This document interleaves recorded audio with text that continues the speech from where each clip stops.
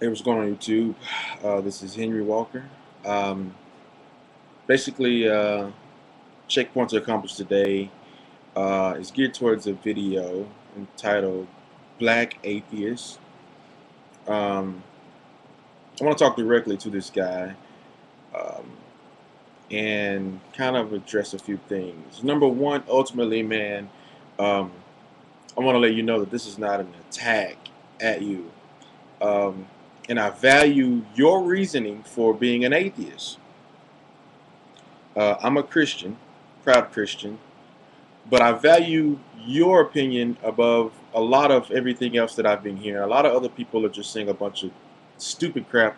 There's no God, and why they don't even say why they don't believe that there's no God.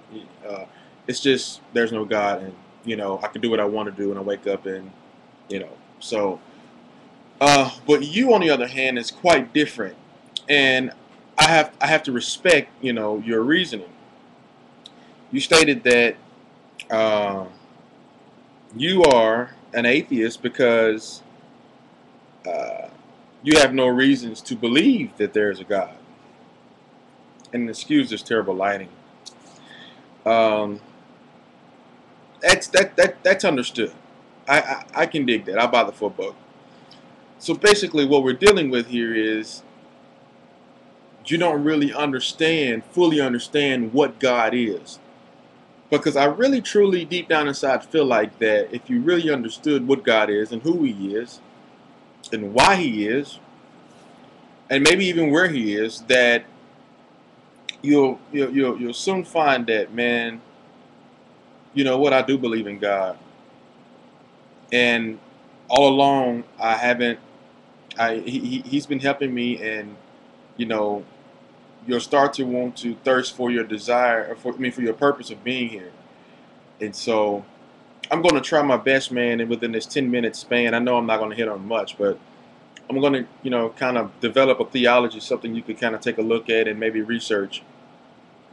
I want to also take the blame for um, the failing of Christianity because we have we have conscried so much throughout, you know, history, and there's been a big misunderstanding of who God is, Jesus and God. It's just a big misunderstanding. So we've created a picture that God is um, this you know being or person that sits above the heavens and the earth, and He's a rescuer of all. That's not who God is.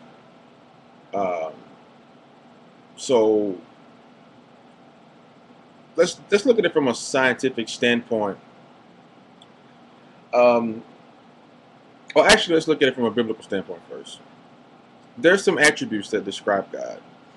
Um, Eternal, omniscient, omnipresent, omnipotent. Let's just deal with those. That's cool. We only got 10 minutes. So eternal. What is something eternal? Something eternal is something that has always existed. It's in eternity, meaning that it has existed and it's already at the beginning and the end at the same time. It's not bound by the law of time. Okay? It's not bound by the law of time. It's always existed. And if it's always existed before anything else, then it must be the creator of everything that exists today. Okay? And whatever which is in eternity obviously came from nowhere. It was just there. It's always been there. Okay? Omnipresent, meaning being everywhere. Okay? All at once. All presence. Everywhere. Okay? Um, Omniscient. All knowing. Becoming uh, becoming transparent to something. Okay? And omnipotent, meaning unexhaustibly full of potential energy. These are the things that describe God. Now, the key thing I want to point out here is, as I did in one of my other videos, is that omnipotent is my favorite attribute about God because it really kind of gets it puts in perspective what he is, and he's energy. That's exactly what God is. God is pure energy. Okay, and I know that traditionally, based off what Christianity has taught, it's hard to see God that way. But God is pure energy. I had a friend that read a book called The Time Machine, and it is a particular chapter that was referring to time travel, and he says that Einstein's formula proves that time travel is possible, but whatever could do it has to be pure, unadulterated energy. Okay, and whatever it would be, it would reside in eternity. This is Einstein's formula now for energy. Well, if it's in eternity, there can only be one thing in eternity, and only one thing being eternal, and that's God. Genesis 2:7 says that man was just a dirt body at first. He said, "Let us create man in the likenesses, in our image and in our likeness." I'm sorry. And then he was nothing until God breathed the breath of life into man, and he became a living soul. Okay, so now the man can move. He can move and do things. Okay, exemplifying energy. Energy is just simply the ability to do work.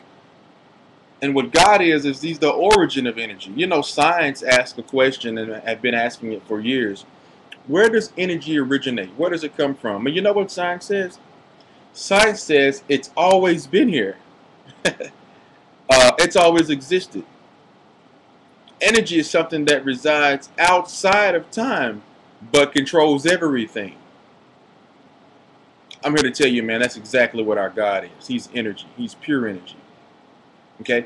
And, you know, like I said, his attributes and characteristics that are, biblically described as him pretty much defines that. Even if you are supporter of the Big Bang Theory, the universe has existed for more than 20 billion years, and energy caused the universe to exist. I would totally agree with that, because that's the work of our God.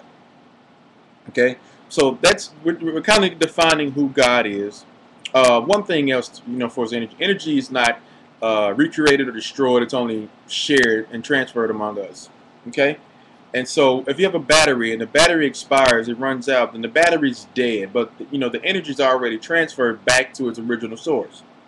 Well, the scripture tells us that once a dirt body, a man expires, the spirit goes back to God. The evidence, the energy leaves the man and goes back to God. Okay? So it's very quite clear and apparent that God himself is pure energy and the existence of and the origin of energy. So now that we understand who he is, let's deal with the other few things. You said talking animals, and that is kind of humorous, and that was hard for me to deal with at first as well. But what we have to understand is when this happened, they were in a particular place. They were in paradise, okay, which is considered what will be the new earth once this one has passed away, according to Revelation 21. At this time, there was a communication that was allowed in between mankind and animals. If you noticed, and in Genesis 2, keep reading after the 7th verse, God gives man the command to replenish the earth and rule it and reign. Okay, so in order for you to be able to rule something and reign, you have to be able to communicate with it. Okay, so that's why that was allowed. That was in paradise. That was in Eden. Okay, so I gotta hurry. I'm running out of time. And also, yes, I can see how it would be a little bit conflicting with your thoughts as far as the diverse religions are concerned. Christianity, Buddhism, Muslim. I mean, I understand, man. But what it is the Bible has been scientifically tested and proven to stand all the prophecies and everything that it says. So I'm running smooth out of time, man. But listen, send me a post a comment, send me an email, and I'd love to kind of address a few more things, man, at a later time. But hopefully, man, this kind of encourage you to not necessarily just solely become a Christian, but begin your research and find God. Until then, God keep you. God bless you.